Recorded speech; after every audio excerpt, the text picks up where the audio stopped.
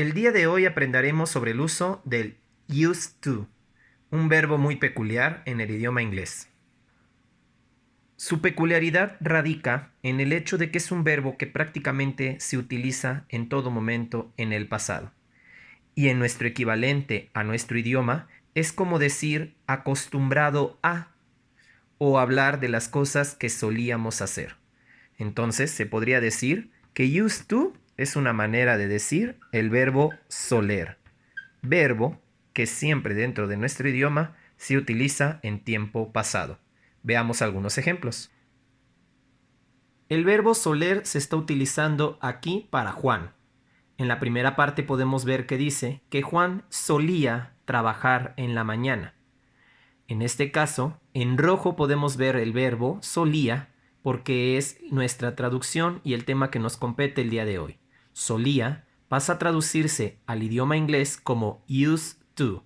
Juan used to work in the morning. La conjugación con cualquiera de los pronombres personales siempre va a ser escrita de la misma manera, lo que facilita bastante el uso de este auxiliar o verbo.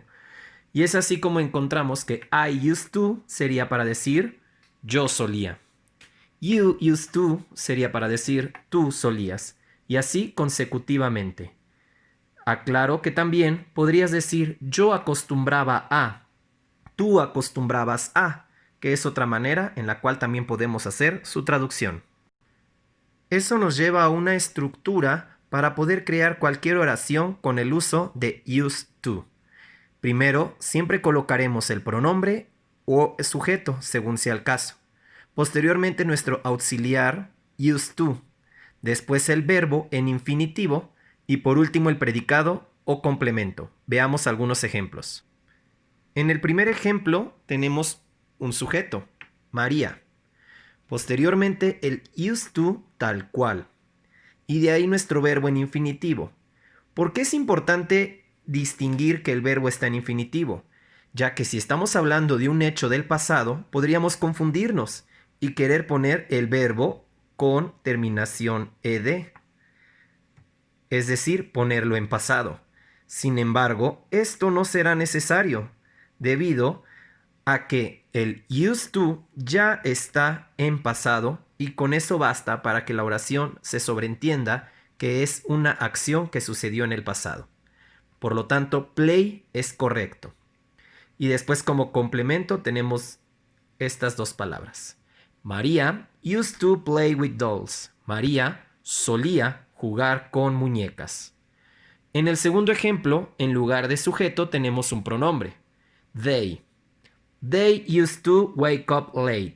De igual manera, el verbo está en infinitivo, en presente, es decir, no se pasa a pasado porque nuestro auxiliar ya está en pasado. They used to wake up late. Ellos solían despertar tarde.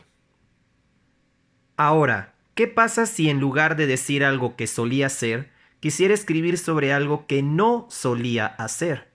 Entonces tendría que utilizar la forma negativa de este auxiliar. En la forma afirmativa, únicamente escribo used to, como se explicó anteriormente. Sin embargo, en la forma negativa, tendremos que usar ese auxiliar que se utiliza para cualquier negación en pasado. Es decir, el auxiliar did, ya acompañado del not, es decir, didn't. Cabe destacar que aquí use no tiene la letra D. ¿Por qué? Porque ed significa que está en pasado. Y aquí mi auxiliar didn't ya está poniendo en pasado el auxiliar. Por lo tanto, sería una redundancia y un error también colocarle el pasado al verbo use. Por lo tanto, con esto basta para que se sobreentienda que mi oración está en pasado. Es momento de ahora ver ejemplos de la forma negativa del used to. Primero podemos ver su estructura, que si nos damos cuenta es exactamente la misma que en afirmativo. Simplemente cambiamos el used to ahora por un didn't used to. Y encontramos dos ejemplos aquí. People didn't used to travel by plane. la gente no solía viajar en avión. En este caso, recordemos que el did hace que mi oración ya esté en pasado.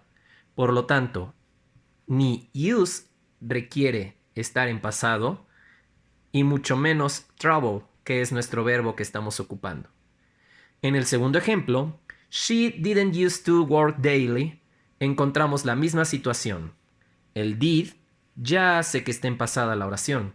Por lo tanto, ni use ni el verbo work requieren pasarse a pasado. She didn't used to work daily. Ella no solía trabajar diario. Es todo de mi parte. Es momento de que pongas a prueba tus conocimientos con las actividades del día de hoy.